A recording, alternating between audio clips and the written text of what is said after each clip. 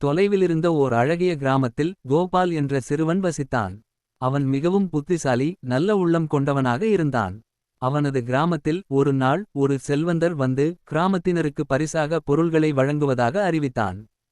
ஆனால் அந்த செல்வந்தர் ஒரு சோதனை வைத்திருந்தான். அவன் 2 பைகளை காட்டினான், ஒன்று பெரியதும் அழகானதும், இன்னொன்று சிறியதும் சாதாரண தோற்றத்திலானதும். இந்த 2 பைகளில் ஒன்று செல்வம் நிறைந்தது, மற்றொன்று வெறுமையாக இருக்கலாம். உங்கள் அறிவை பயன்படுத்தி தேர்வு செய்யுங்கள் என்றான் செல்வந்தர். கிராம மக்கள் பெரிய பையை தேர்ந்தெடுக்கத் தொடங்கினர். ஆனால் கோபால் மட்டும் சிறிய பையை தேர்ந்தான். எல்லோரும் அவனை பார்த்து சிரித்தனர். ஆனால் கோபால் நிதானமாகச் சொன்னான், பெரிய பை அனைவருக்கும் தேடலாக இருக்கலாம், ஆனால் உண்மையான செல்வம் எப்போதும் வெளிப்படையாக இருக்காது. செல்வந்தர் முத்தான மழை போல் சிரித்தார். உன் புத்திசாலித்தனத்தை பாராட்டுகிறேன் என்றார். சிறிய பையில் நிகரற்ற வைரங்கள் இருந்தன, ஆனால் பெரிய பையில் வெறும் காகிதங்கள் மட்டுமே இருந்தன. மக்கள் கோபாலை பாராட்டினர் மற்றும் செல்வந்தர் அவனுக்கு மேலும் பரிசு வழங்கினார்.